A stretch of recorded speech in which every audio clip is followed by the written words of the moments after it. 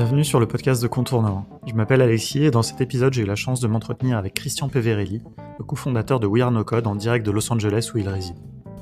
En plus de quelques rayons de soleil californiens, il partage avec nous sa longue expérience de l'accompagnement de sociétés en amorçage et comment le no-code devient incontournable pour démarrer un projet, que l'on veuille lever des fonds ou non. La vision de Christian ne devrait pas manquer de vous inspirer et si vous auriez été tenté de rejoindre son programme We Are No Code mais que l'anglais est un problème, n'oubliez pas que Contournement propose de nombreuses formations à ces outils no-code. Allez, c'est parti pour l'entretien. Bonjour Christian, merci de prendre le temps de répondre à mes questions pour le podcast de Contournement, en direct de la Californie où tu es basé. Alors toi, tu travailles dans la tech depuis plus d'une dizaine d'années, tu as fait de nombreuses choses que tu vas nous raconter en détail, j'espère. Mais pour résumer très brièvement, tu es un serial entrepreneur, tu as accompagné de nombreuses startups en accélération, et aujourd'hui, tu es le cofondateur de We Are No Code, je pense qui résulte un petit peu justement de toute cette expérience, et tu vas nous raconter. Tu es aussi très impliqué dans l'écosystème No Code aux US. D'ailleurs, tu as animé une table ronde lors de la conférence en ligne de Zero Code qui était super intéressante. Peut-être qu'on pourra revenir un petit peu dessus tout à l'heure. En tout cas, j'inviterai les gens vraiment à la regarder parce qu'on a appris beaucoup de choses. Mais pour bien commencer, est-ce que tu peux te présenter, s'il te plaît ? Salut Alexis, et merci pour cette super introduction. Je me sens comme une superstar maintenant. Ouais, non, alors un petit peu sur mon parcours. Tout d'abord, donc je parle français, mais vous allez voir que parfois Alexis va m'aider un petit peu parce que je parle plusieurs langues, donc voilà. Avec plaisir. Ouais, alors mon parcours était un petit peu différent que les autres parcours. J'ai fait une école d'hôtellerie. Mais très rapidement, je savais que j'étais un entrepreneur dans le sens où j'avais toujours voulu monter des business.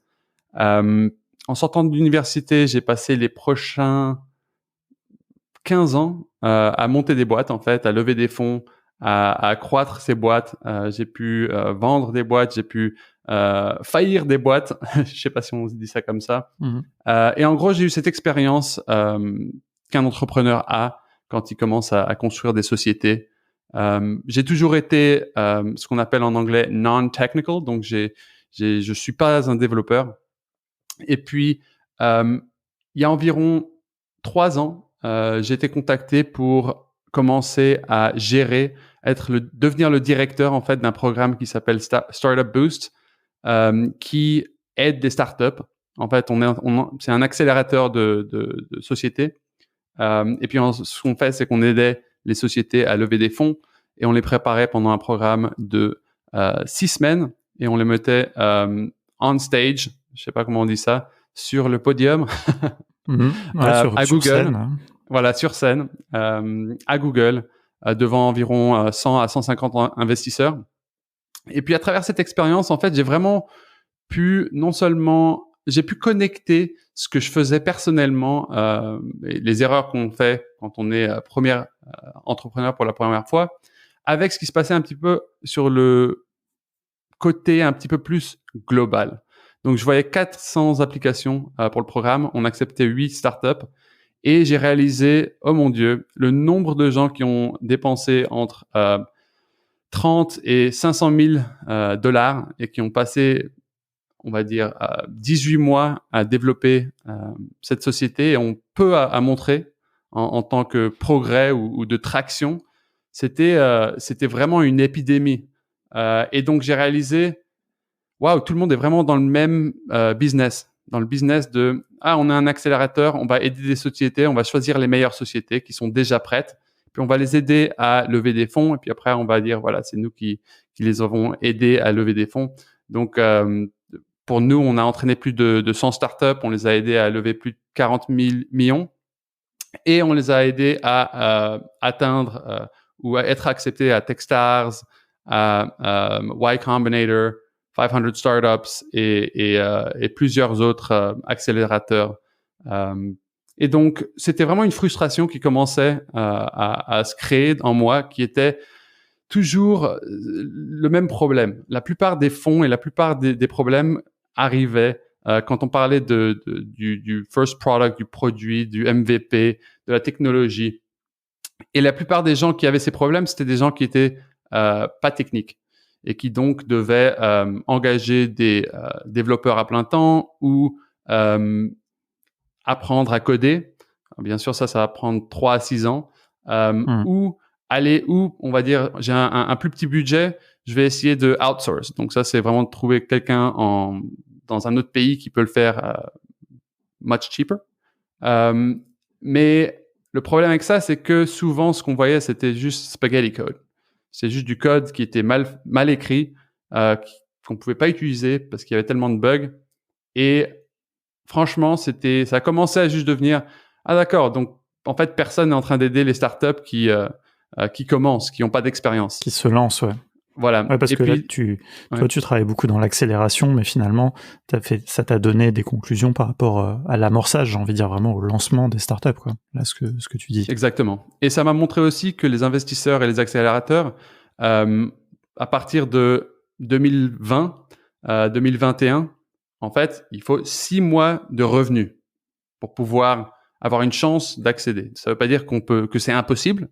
Ça veut juste dire que les chances sont très basses. Donc, si on regarde un peu des rapports qui ont été faits, en gros, le nombre de sociétés qui levaient des fonds en 2010, seulement 10% des sociétés généraient des revenus quand ils ont eu leur premier round, on va dire.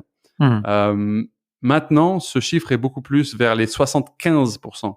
Donc, en gros, c'est juste de dire que voilà, il faut construire sa société plus que jamais pour pouvoir avoir l'aide de partenaires financiers et d'accélérateurs.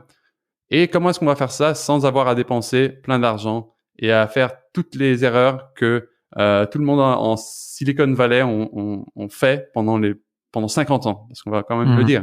La méthodologie de monter des startups, et c'est presque une science.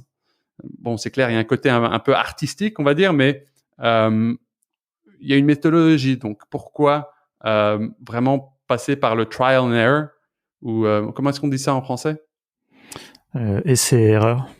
Essai-erreur qui, voilà, en fait, c'est la plupart du temps, ce que je vois, c'est des gens qui vont sur YouTube, qui essayent de trouver des vidéos de partout un peu et de assimiler tout ça.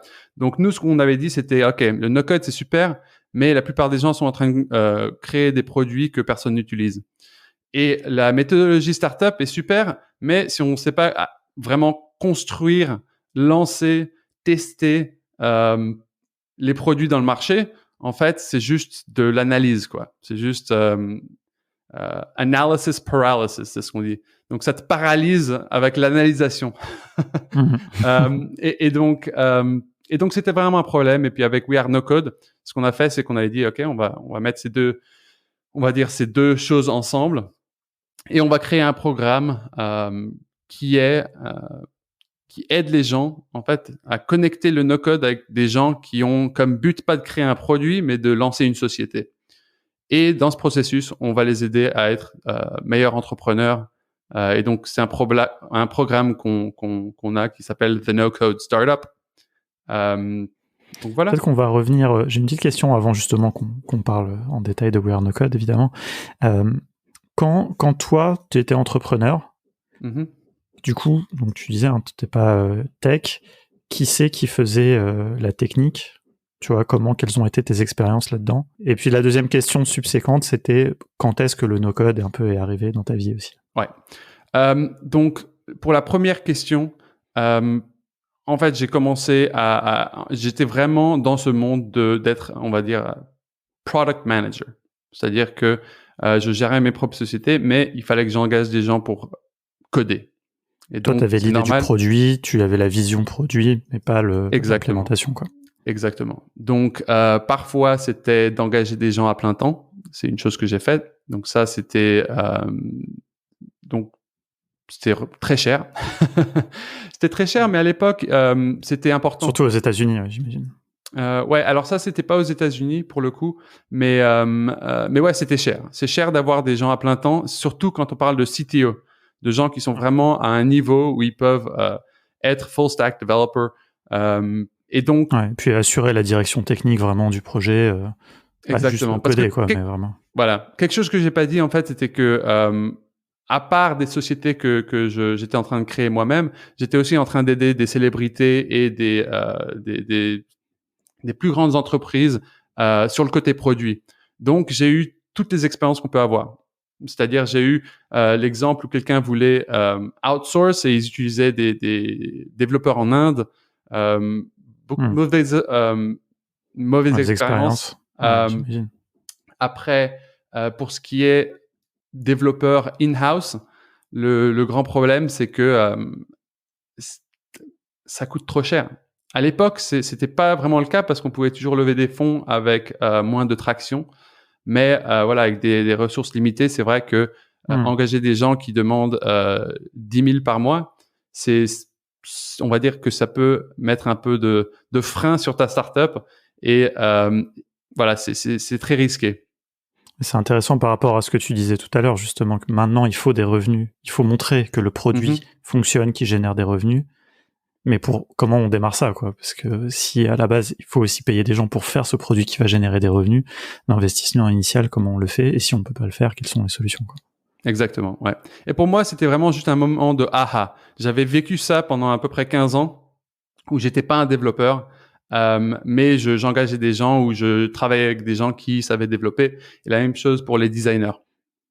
Et donc, c'était vraiment mon moment aha était vraiment quand je gérais l'accélérateur et que j'étais en train de voir 400 applications et de voir que tout le monde tombait dans le même piège, dans tous les mêmes pièges que j'avais vécu pendant 15 ans. Donc, c'était à ce moment-là où j'ai dit, ah bah voilà, ça c'est vraiment un gros problème. C'est pas juste un problème que j'ai eu, c'est pas juste des problèmes, c'est un problème qu'on voit réparti à travers la plupart des gens qui essayent de monter des startups, surtout quand c'est des gens qui sont des premières fois entrepreneurs, second time entrepreneurs, etc. Pour moi, le no-code, l'histoire du no-code a commencé il y a environ 6 ans. C'était quand j'ai connu mon cofondateur qui s'appelle Eddie Whitaker. Et lui m'a introduit en fait à Webflow. Et j'ai eu le moment que tout le monde a quand on commence avec le no-code, c'est « Waouh !» Et bon, j'ai envie de dire qu'il y a 6 ans, ça n'avait rien à voir avec ce que c'est aujourd'hui, mais de voir la vitesse et le pouvoir d'un outil qui, bon, il faut le dire, à l'époque, on faisait vraiment juste des sites web et des choses comme ça, mais à la vitesse à laquelle on pouvait apprendre ces outils, ça a vraiment tout changé pour moi parce que ça m'avait un peu montré, on va dire, la solution à un problème que les gens qui étaient non techniques avaient. Donc, si on parle d'il y a 50 ans, le meilleur skill, je sais pas comment on dit ça, la meilleure compétence pour commencer une startup, c'était de vendre. Si tu savais vendre, tu pouvais commencer un business. Et puis, quand la tech est arrivée et que la distribution digitale a commencé, les ventes digitales, le marketing digital, c'est à ce moment-là où on a vraiment commencé à aller vers ce secteur. Voilà, il faut vraiment savoir développer parce que quasiment tout se fait en ligne. Puis maintenant, pour moi, on arrive à un cercle. C'est-à-dire que maintenant, avec ce qu'on peut faire en no-code et la vitesse à laquelle on peut apprendre ces outils et implémenter et construire, on revient à l'époque où savoir vendre, savoir parler aux gens, avoir de l'empathie, je sais pas si on dit empathy. Ouais, c'est ça, en français, c'est le même. Ouais. Et la maîtrise, on va dire, la plus importante pour commencer un business. Et donc, ce que ça va faire, c'est que ça veut dire que on va commencer à avoir des expériences en ligne qui sont pas juste développées par des hommes blancs en Californie, comme moi, mais qu'on va commencer à avoir des expériences de gens créatifs, de gens qui sont pas techniques, mais qui maintenant ont le pouvoir de pouvoir lancer des startups. Et pour moi, ça, c'est super cool, quoi. On va avoir une nouvelle génération de startups. Et la réalité, c'est que toute startup est une startup tech. Parce que, enfin, même si on vend du bois, il faut avoir une plateforme. Aujourd'hui, il y a toujours un composant numérique, digital, on va dire. Exactement. Sur ça. Et c'est là où je dis qu'il faut juste prendre responsabilité. Il faut prendre responsabilité pour le côté technique si on veut être entrepreneur aujourd'hui.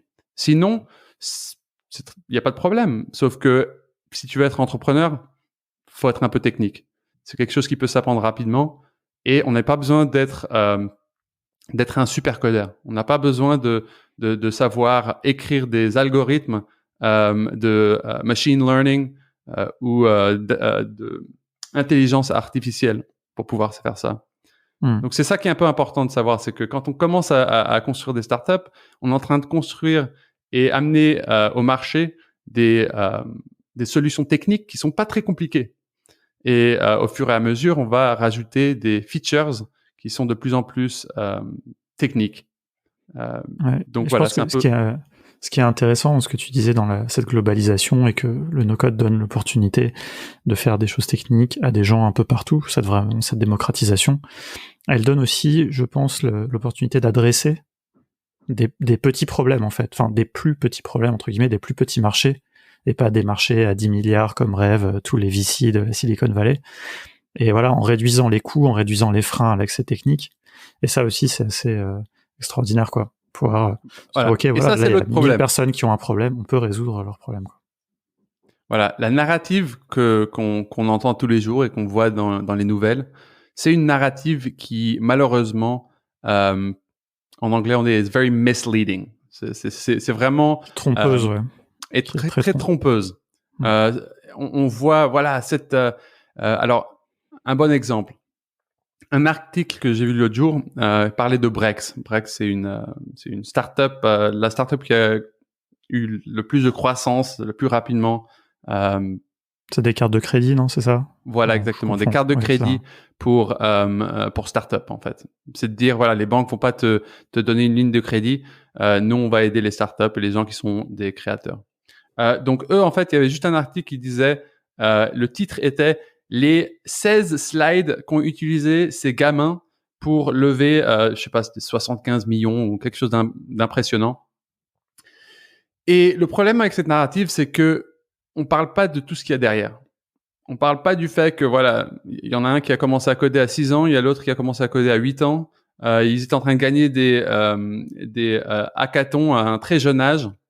Ils ont construit Pagar.me, une des plus grosses sociétés au Brésil, qui a généré plus de 1 milliard de reais, qui est à peu près 4 à 1 au dollar, au Brésil. Et que c'est à ce moment-là où ils sont rentrés dans Y Combinator, ils ont commencé Brex. Donc, c'est juste de dire, euh, cette idée, je sais pas pourquoi, et on est tous attrahis par cette idée de je peux devenir un millionnaire. Mais moi, j'ai entendu des VC, des amis à moi ici, ils viennent, ils parlent à mes startups, ils disent, en tant que venture capitalist, nous, on n'est pas intéressés par des startups qui vont faire 20 millions par an. Et donc, Ouais, c'est ce genre de choses qui me dit, waouh, il y a un gros problème. Premièrement, les gens ne comprennent pas que quand on accepte de l'argent de venture capitaliste, c'est l'argent le plus cher que tu puisses avoir. C'est-à-dire, il y a un coût à ce capital. Et la réalité, c'est qu'il y a des clauses, liquidation preferences et autres, qui vont en fait vouloir dire que tu seras le dernier payé le jour où il y a une exit. Et la plupart des gens, quand ils rentrent dans l'entrepreneuriat, les idées, c'est je veux travailler pour moi-même, je veux avoir la liberté je veux, et c'est pas en ligne avec ce qu'on va avoir quand on lève des fonds, des centaines de millions de dollars. Là, c'est vraiment, on va à la lune ou on perd en essayant d'aller à la lune. Ça s'appelle le blitzscaling, et puis c'est une manière qui va toujours donner la priorité à la croissance plus que l'efficacité. Efficiency, donc c'est beaucoup plus croissance. It doesn't matter if you're profitable. C'est ouais. peu importe À n'importe quel coût, en voilà, fait. à n'importe quel coût. Et l'idée, c'est, voilà, que en tant que, si on est un Uber, on peut dépasser le premier entrant qui était Lyft dans le monde du rideshare, on va dire, par exemple. Malheureusement, c'est juste pas en ligne avec ce que la plupart des gens cherchent quand ils montent des sociétés. La plupart des gens, si tu leur dises, tu peux gagner 300 000 euros par an tout seul, ils vont être déjà super contents parce qu'ils sont probablement en train de gagner 85 000 par an ou 50 000 par an ou moins.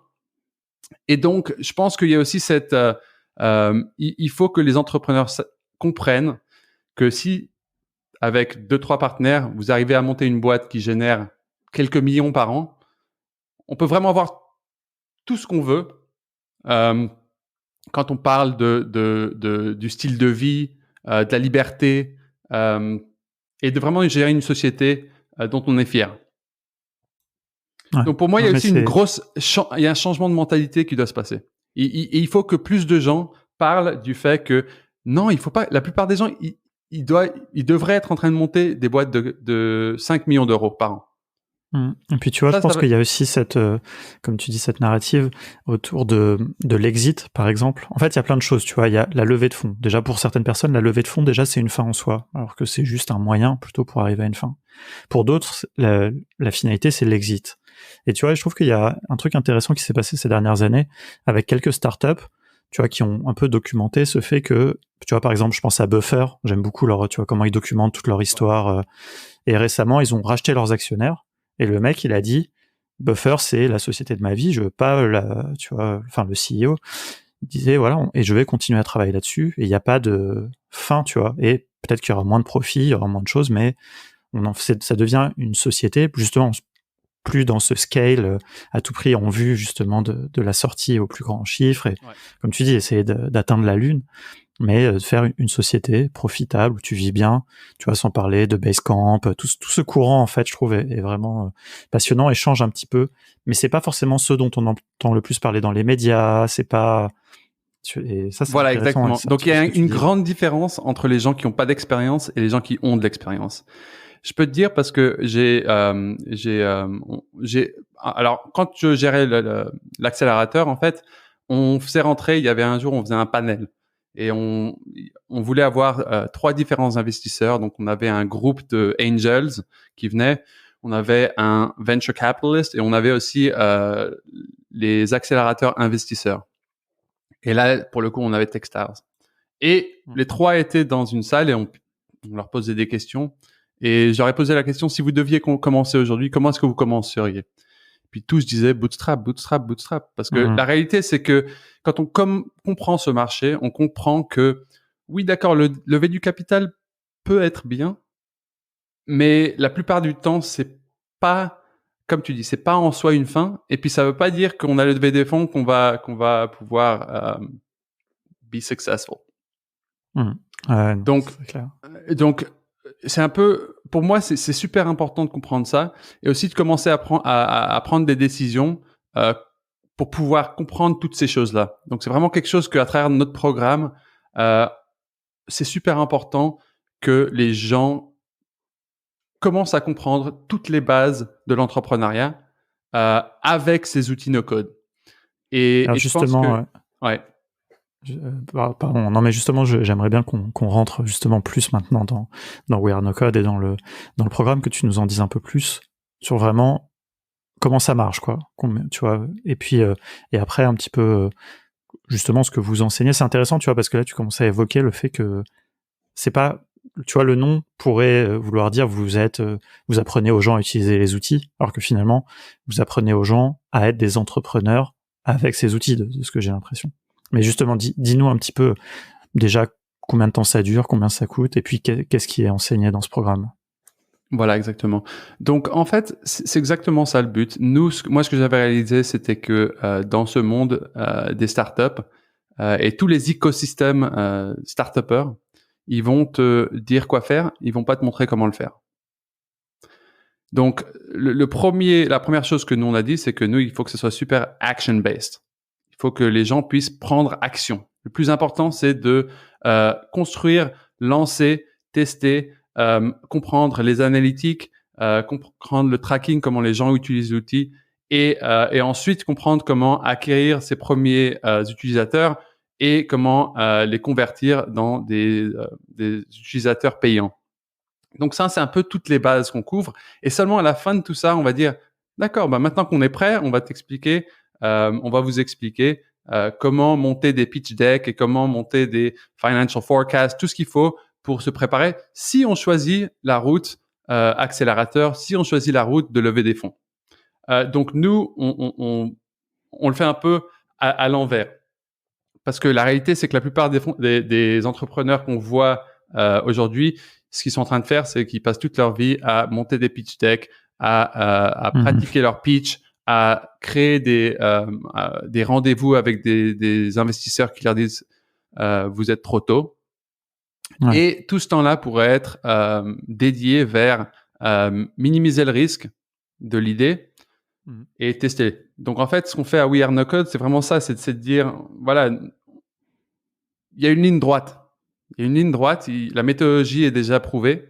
Et maintenant, les outils no-code sont une façon super de pouvoir vraiment construire soi-même un premier first product, le lancer. Donc, on leur montre comment faire ça. Et ensuite, gentiment, ils sont en train d'apprendre le no-code et on va les amener vers des modules de plus en plus compliqués pour les gens qui veulent créer une MVP. Et donc, on va les aider à faire ça. Donc, nous, ce qu'on a réalisé, c'est que les gens, parfois, ils ont des boulots à plein temps.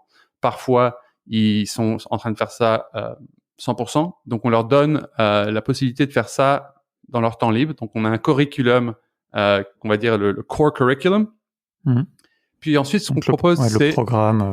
Le programme, le déroulé pédagogique. Voilà, je cherche la traduction. Exactement. Donc ça, c'est vraiment apprendre des outils no-code et comment spécifiquement les utiliser pour créer un premier produit et aussi comment vraiment pouvoir lancer sa startup. Donc ça, c'est une partie. Ensuite, ce qu'on donne, c'est qu'on a réalisé que les gens ont besoin de beaucoup de support. Donc, on a une chaîne privée avec chaque entrepreneur sur Slack pour les aider. Okay. Donc, c'est-à-dire que quand eux, ils sont en train d'appliquer la pédagogie, ils ont des questions. Et à ce moment-là, nous, on a besoin de créer un système de support où eux peuvent avoir des réponses à leurs questions et rapidement continuer à progresser. Donc ça, c'est l'autre chose. Et ensuite, le groupe coaching. Donc, une fois par semaine, on fait une session de groupe coaching avec environ 20 à 30 fondateurs. Et puis ça permet de répondre à toutes les questions. Donc, les questions vont être techniques, vont être aussi par rapport au marketing, par rapport au go-to-market, par rapport au financement parfois. Ça va vraiment dépendre des entrepreneurs et de leurs questions.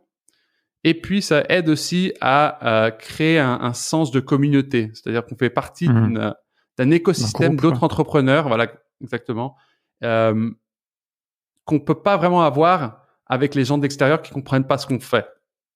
Exactement. Ouais. C'est-à-dire que en tant qu'entrepreneur, un bon exemple, ma femme comprend ce que je fais, mais est-ce qu'elle ressent les sentiments que je sens quand je suis en train de prendre ce parcours? Peut-être pas. Et donc, c'est là où c'est important. Les hauts et les bas. Exactement. S'identifier à quelque chose qu'on n'a pas forcément vécu soi-même. Mais ça, c'est très important, l'effet de groupe, la cohorte, vraiment. C'est vrai qu'on l'a observé dans nos formations ou dans les autres formations qui ont du succès. Souvent, il y a ça, c'est une composante très importante. Et alors, du coup, comment ça marche? Les gens commencent à une même date? C'est un groupe de combien de personnes? Enfin, juste, non. Alors, nous, un petit peu comment ça va, ouais, voilà. Pas de souci. Donc, nous, en fait, c'est ongoing. Donc, on accepte les gens au fur et à mesure. Et puis, on a lifetime access pour le moment. Ça va changer l'année prochaine. Mais en gros, on a accès au curriculum, à la chaîne Slack, au coaching toutes les semaines et aussi à quasiment $100,000 de discount pour plein de différents services. Donc, en fait, l'idée, c'est juste de pouvoir avoir tout ce qu'on a besoin et d'en fait créer comme un programme, on va dire, un mélange entre un espèce de MBA, un curriculum online, une product school, donc là où on apprendrait normalement, exactement, où on apprendrait normalement à construire des produits et un accélérateur. Donc c'est un petit peu un mélange de tout ça. Ouais. Et puis la réalité, c'est que on a été un peu surpris par la réponse. C'est-à-dire qu'on a lancé ça en mars. Et puis aujourd'hui, on a des étudiants et des fondateurs dans plus de 15 pays. Et on a des partenariats avec des gens comme UCLA. On est en train de développer de plus en plus de partenariats. Maintenant, on a une offre B2B parce qu'il y a des accélérateurs qui commencent à nous contacter pour voir comment on pourrait. Donc, en fait, on voit qu'il y a une croissance. Je pense aussi que c'est lié au fait que Forbes commence à écrire un nouvel article sur le no-code chaque 2-3 semaines. C'est Ça vrai. fait pas de mal. Bah ouais, tant mieux.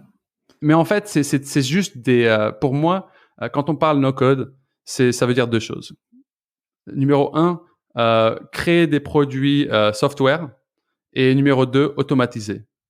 Et la réalité, c'est que tout le monde qui est non technique va devoir prendre un peu responsabilité pour ça.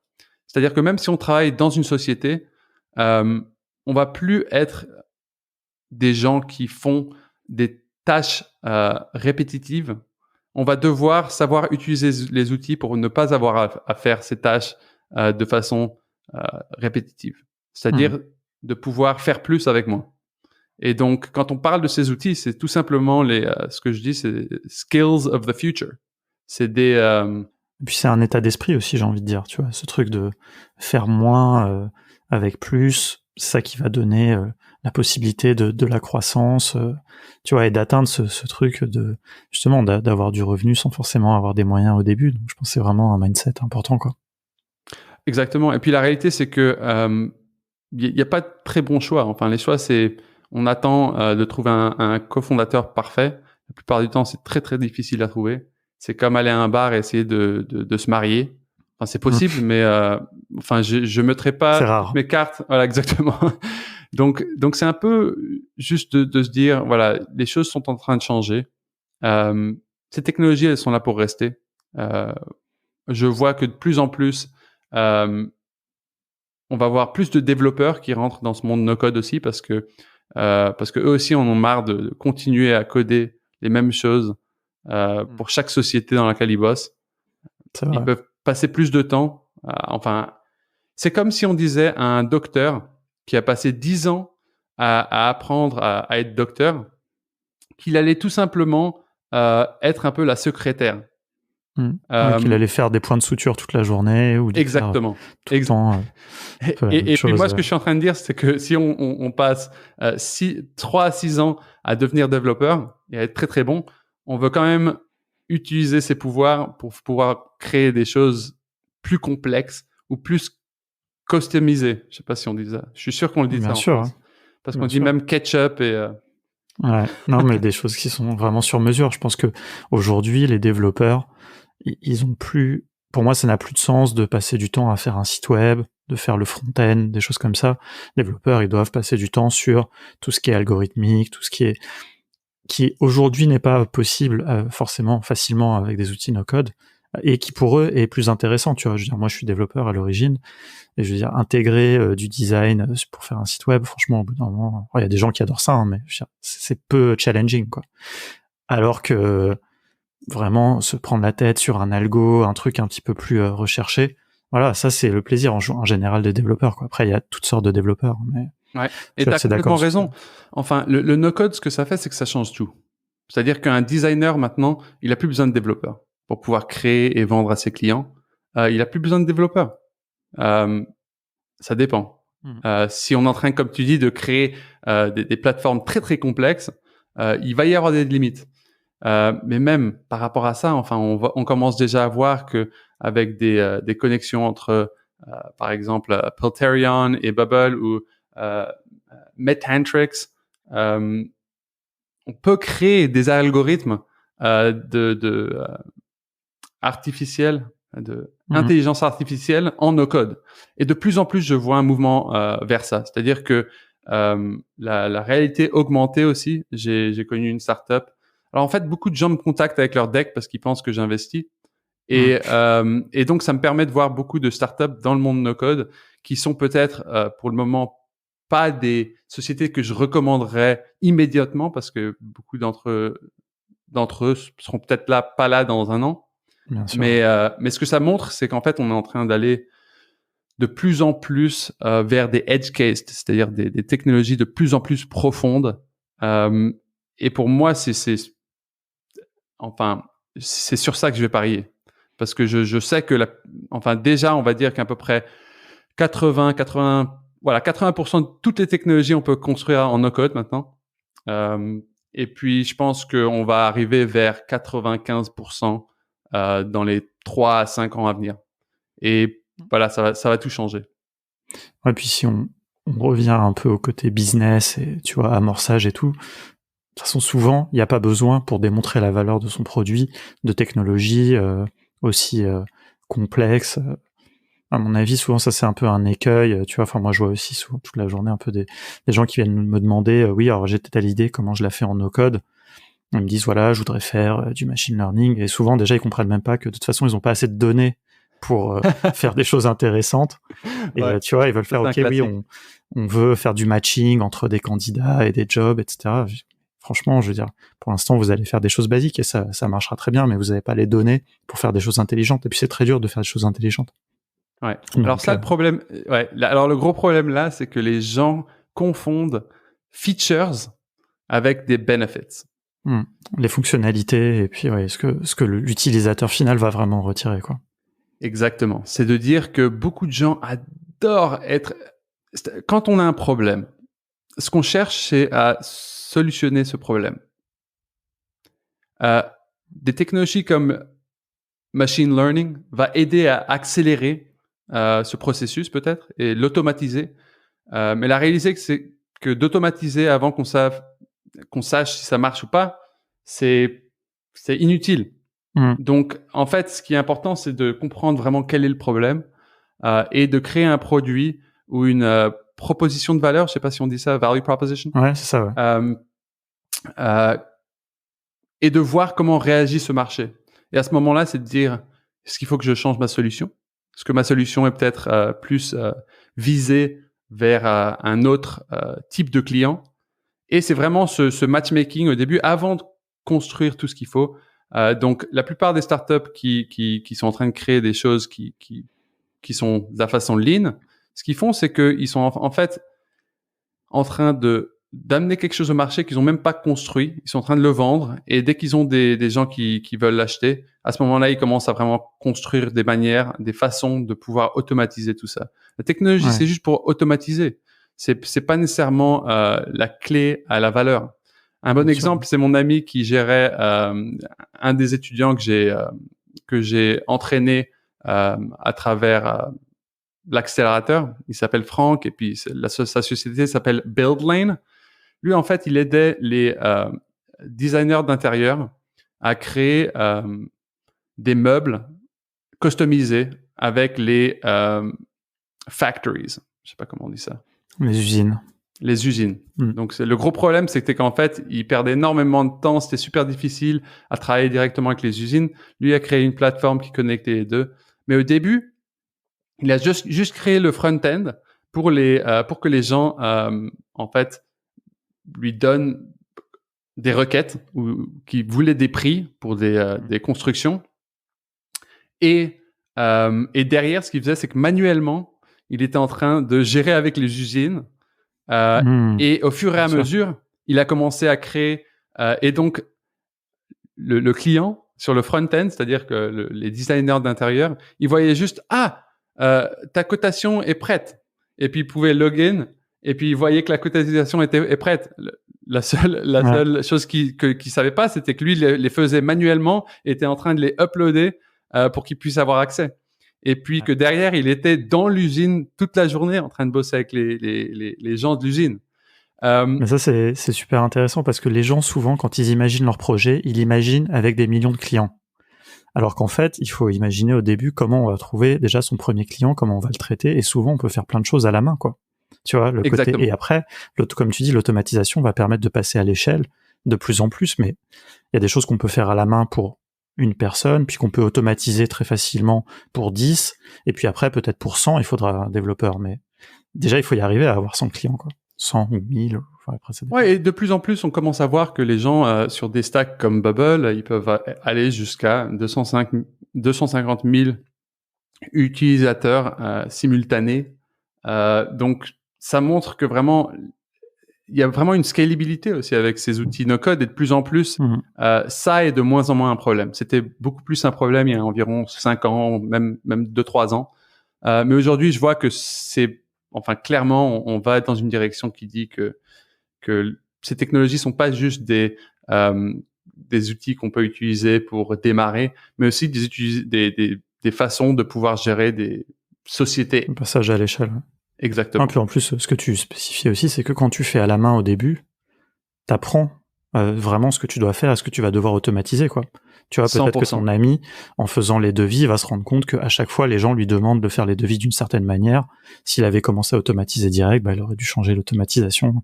Donc, il y a plein de bénéfices. Exactement. Et ce que ça va faire, ça veut dire que quand on construit nos produits, on sait exactement ce que l'utilisateur veut. Donc, on n'a plus besoin de se dire dans sa tête, ah, mais quelle serait une bonne feature? En fait, depuis le début, le problème, c'est que les gens, ils viennent, ils disent, ah, j'ai une idée pour un business. Au lieu de dire, ah, j'ai I have a hunch, I have a hypothesis. J'ai une hypothèse. Et c'est ça qu'ils devraient dire. Maintenant, c'est vraiment aller voir dans le marché si cette hypothèse est vraie. Voilà. Sans avoir à parler du produit du tout. Ça, c'est un gros problème que les gens font. Ils disent, hey, regarde ce que je suis en train de construire. Et qu'est-ce que les gens vont dire? Ah, bah, c'est super, ah, sympa, ouais, c'est pas mal. C'est absolument pas le genre de feedback qu'on cherche. Personne n'en veut. Exactement. Le jour où il faut payer, personne n'est là. Exactement. C'est comme demander à ta mère si elle pense que t'es beau. La plupart des mères vont dire oui. Enfin, j'espère. Ouais, non, c'est vrai. Bon, j'ai plein de questions, mais tout ça est passionnant. Juste pour finir un petit peu sur We Are No Code, est-ce que tu peux nous donner quelques exemples de justement des projets, des gens que vous accompagnez?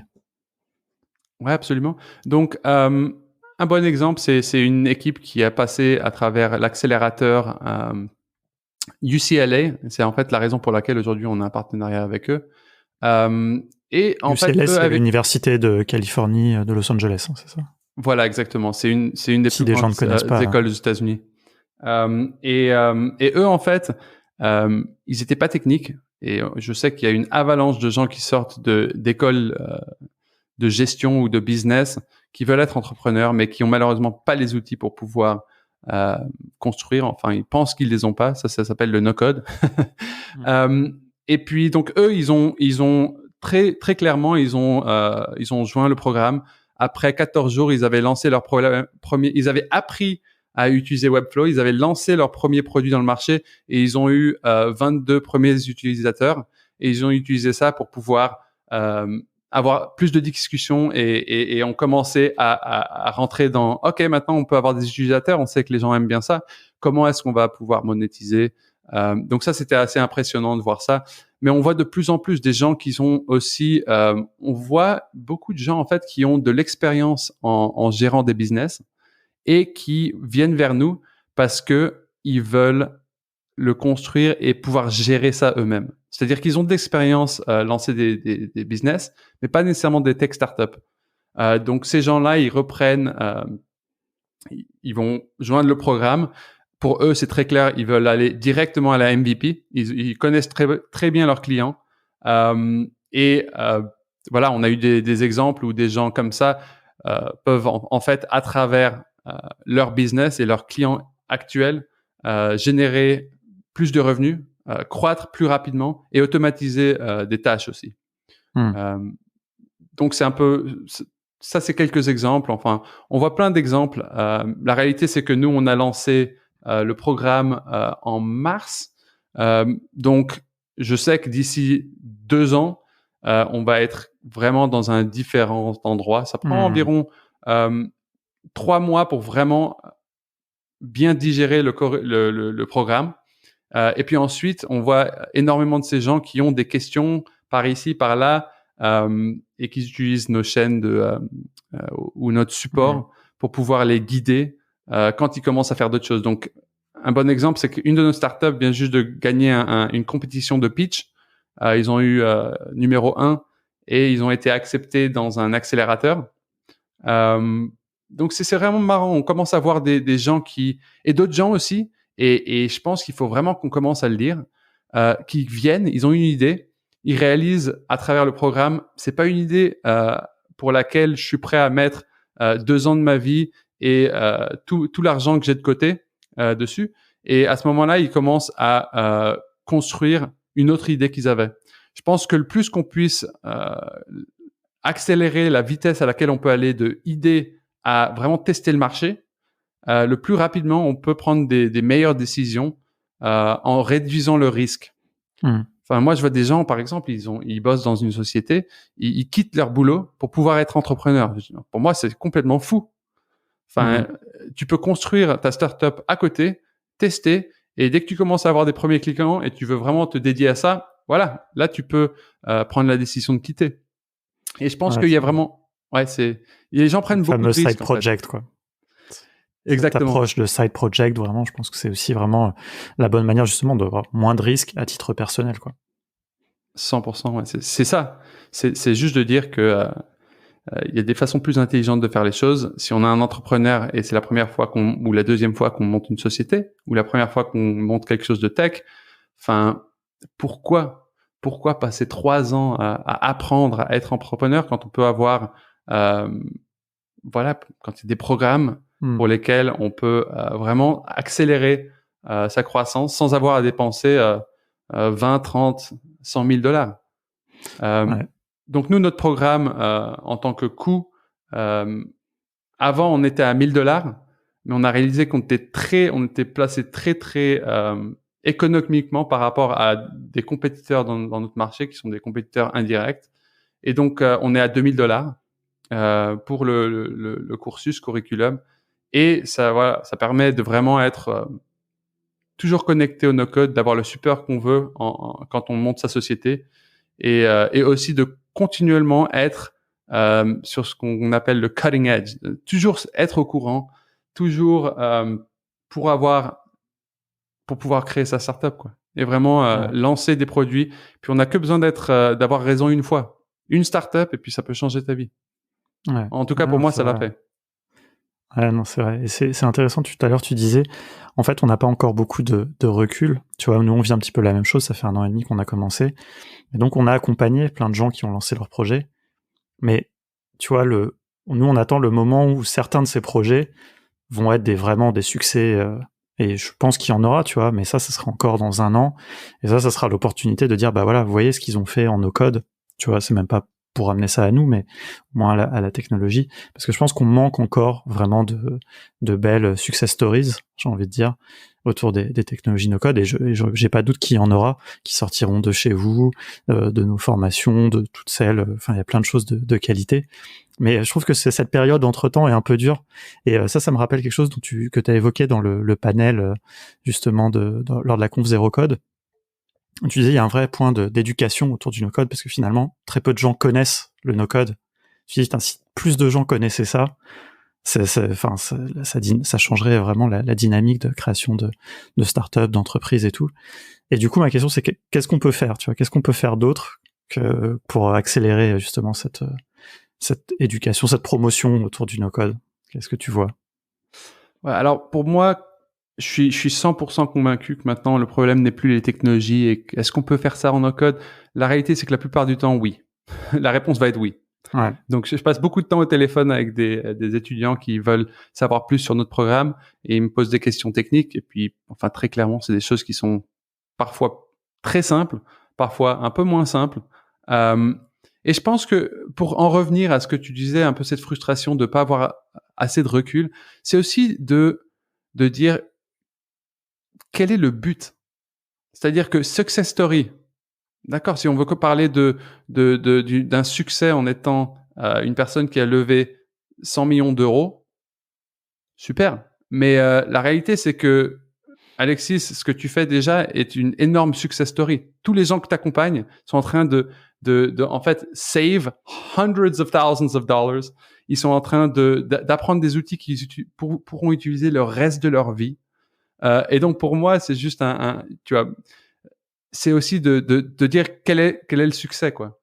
Ouais, mais tu vois, voilà, justement, tu vois, après chacun met un peu son succès, mais moi j'aimerais bien que les gens me disent, dans leurs critères à eux, tu vois, et j'espère que ce serait par exemple juste de pouvoir vivre de leur projet, de leurs produits, tu vois. Mais ça, pour l'instant, on n'a pas encore beaucoup parce que ils ont construit leurs produits, ils sont dans la phase d'acquisition de leurs premiers clients, ils valident, ils itèrent, tu vois, mais on n'a pas encore je sais pas, mais c'est un bon point, hein, ce que tu dis, hein, c'est vrai, en plus ça fait écho à ce qu'on disait au début, tu vois, de justement cette narrative qu'on a globalement qui à mon avis n'est plus la bonne, et en même temps chacun maintenant doit définir un peu son succès, mais Ouais, je sais pas, ou peut-être je suis un peu exigeant. Non, mais je pense que tu as raison. Enfin, déjà, Comment inspirer les gens, tu vois? Ouais. Non, et tu as raison. C'est clair que le jour où il y a de plus en plus de sociétés qui sont en train de générer des centaines de millions de dollars, mais la réalité, c'est qu'il y a des exemples déjà de choses qui ont été créées en no-code. C'est comme dire, il faut plus d'exemples de choses qui ont été créées en code qui ont eu du succès. Euh, c'est pas lié nécessairement à la technologie, mais plus à la société. Et c'est là où nous, on prend plus une approche de l'humain que la technologie. C'est-à-dire de dire, chaque personne, quel stack est-ce que je dois utiliser? Quel stack d'outils no-code est-ce que je devrais utiliser? Ben pour nous, ça va dépendre de ce que tu es en train de construire. Ça va dépendre de ton niveau d'expérience. Ça va dépendre de plein de choses. Donc, c'est aussi, enfin, je trouve ça assez rigolo que les gens, ils demandent pas, quand ils rentrent dans un bootcamp de coding, est-ce que je vais sortir de ce bootcamp avec 100 millions de dollars en levée de fonds? Et je pense que c'est un peu une narrative comme ça. Pour nous, ma mesure du succès en tant que We Are No Code, c'est quand les gens, et puis on a ça de plus en plus, quasi tous nos étudiants, tous nos fondateurs, ils disent que c'est the best educational expense I've ever made. Et aux États-Unis, on parle de gens qui, en général, dépensent 100 000 dollars pour aller à l'université. Ouais. Ils savent ce que c'est de dépenser pour se former et s'éduquer. Donc, Exactement. Donc, pour répondre à ta question, ça prend déjà quelques mois pour être très bon en no-code, et puis ensuite, ça prend quelques années pour pouvoir lancer des sociétés qui arrivent à être des grosses sociétés. Donc, c'est normal qu'il y ait un peu en ce moment un peu un gap. Maintenant, ce qu'on voit, c'est déjà plus de communication autour de nos codes. Donc, plus d'articles, tout ça. Ça, c'est vrai. Ça, c'est déjà un gros début. Puis, c'est sur ça que moi, en fait, je commence à vraiment me focaliser. C'est juste être la personne qui communique le message à de plus en plus de gens. Parce que ces gens-là ont aussi le pouvoir de communiquer cette proposition à tous les gens que eux connaissent qui sont en train de faire toutes les mêmes erreurs que toutes les gens font quand ils construisent des startups. Donc, je pense que voilà, ça va arriver. Pour nous, on commence à déjà voir des choses où les gens lèvent des fonds, où ils sont acceptés dans des accélérateurs, mais je pense c'est très clair que on va voir ça d'ici quelques années. Ouais, non, j'ai pas de doute, et puis on sera là pour le voir. Écoute, on commence à arriver sur la fin. Je vais pas te retenir trop longtemps. Bon, c'était hyper intéressant tout ça. Il y a eu beaucoup de conseils, je pense, pour les gens. Donc voilà, j'ai plein d'autres questions, mais ça sera pour une autre fois. Juste un petit peu, c'est quoi, avant de finir, vos projets à venir? Tu vois, si un petit peu votre feuille de route ou Ouais, alors qu'est-ce qui vous attend? donc nous en fait, on est en ce moment, on est vraiment dédié sur deux choses. La première, c'est le produit. Donc ça veut dire nos entrepreneurs. Comment est-ce qu'on peut continuer à maximiser la valeur, et comment est-ce qu'on peut continuer à comprendre leurs besoins et à les aider avec ce qu'ils ont besoin. Et donc ça a été super parce qu'en ce moment, c'est vraiment tout le monde est super content. Et donc pour moi, c'est un succès énorme. Maintenant, c'est de vraiment dire, OK, on va se focaliser sur créer de plus en plus de manières d'approfondir les connexions entre les gens de notre communauté. Donc ça, c'est un côté technique. C'est comment est-ce qu'on peut organiser plus d'événements networking avec les gens qui sont dans notre communauté. Parce qu'on voit déjà des gens qui commencent à s'appeler sur Zoom séparément du programme. On voit des gens qui commencent à s'aider dans les chats, qui commencent j'ai un contact à te passer pour ça. Super. Et on voit qu'en fait, ça en soi-même, c'est une chose que les gens cherchent. Et donc, on réalise qu'il y a un côté qu'on peut encore aider plus. On peut créer des fonctionnalités qui peuvent faciliter ce genre de networking, de collaboration. Donc ça, c'est d'un côté. Et de l'autre, c'est un peu, on est arrivé à un point où on est dans le product channel fit. Donc c'est une phase de croissance. Et nous, on est en train de tester des différents canaux, on va dire, d'acquisition d'utilisateurs ou de fondateurs. Et donc, on est en phase de croissance. Donc, on va continuer ça. On a aussi un accélérateur. On a créé une offre B2B et on va avoir un premier cohort l'année prochaine. Donc ça, je peux pas trop en parler pour le moment, mais c'est super. On en parlera l'année prochaine. Voilà, entre 5 à 10 startups qui sont en train en fait, on a fait un partenariat avec un groupe. Et puis, ça veut dire qu'en fait, on va avoir une proposition B2B aussi. Okay. Donc, pour nous, c'est vraiment de continuer on est aussi en train de faire beaucoup de communication. Donc, on vient juste de commencer une chaîne YouTube. Donc, on n'a que quelques centaines de subscribers. Mais voilà, nous, on se dédie vraiment à ce fait qui est de dire no code, c'est super, mais la technologie, il faut pas trop se perdre là-dedans. Il faut plus se perdre dans les objectifs des gens. Et comprendre que chaque personne a un objectif différent et qui va pouvoir utiliser le no-code pour arriver à cette fin. Bah écoute, je pense que c'est une super conclusion un petit peu à tout ce que tu disais. J'ai une dernière question, celle qu'on pose à tous nos invités. On parlait de side project tout à l'heure. Si tu avais du temps, ce qui j'imagine n'est pas forcément le cas, mais si tu avais du temps, tu te dégageais du temps comme ça pour faire un side project avec des outils no-code, qu'est-ce que ça serait? Wow, c'est intéressant parce qu'en fait, on est déjà en train de faire des choses comme ça. Il y a des plateformes qu'on est en train de penser à créer à l'interne.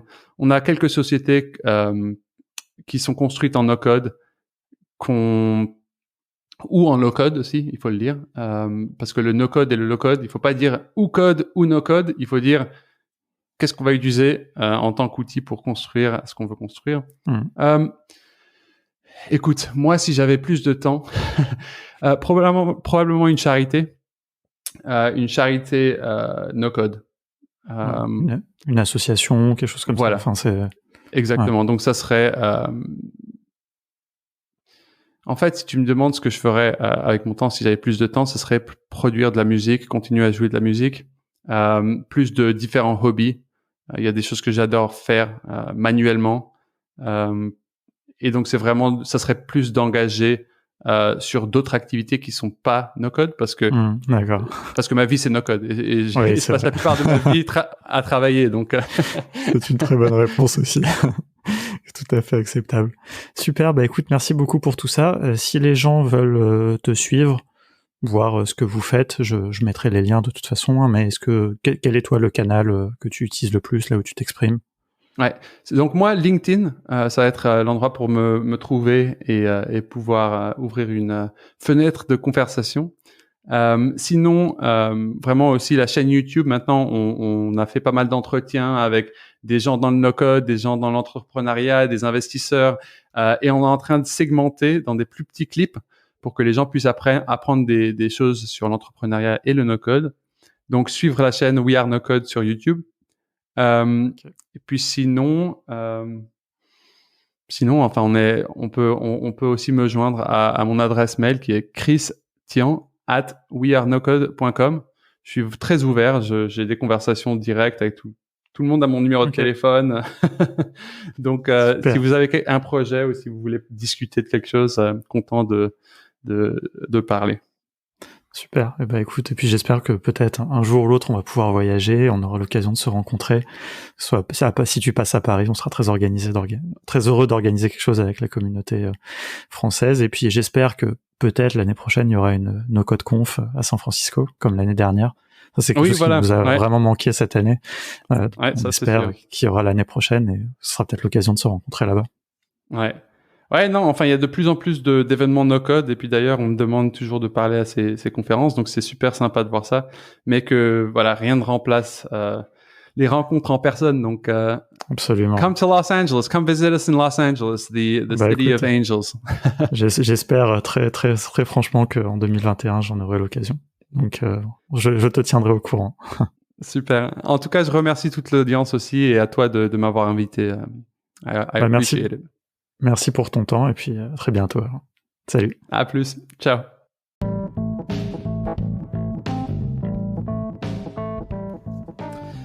Ah ouais, vous avez écouté jusqu'au bout. Merci beaucoup, ça fait plaisir. J'espère que ça vous a plu surtout. Alors si ça vous a intéressé, ce que je peux vous proposer, c'est de rejoindre le Slack de No Code France et le channel podcast Contournement pour qu'on continue cette discussion. Vous me disiez ce que vous avez pensé de l'épisode et puis si vous avez des questions, pourquoi pas. Voilà, on peut continuer à discuter de tout ça.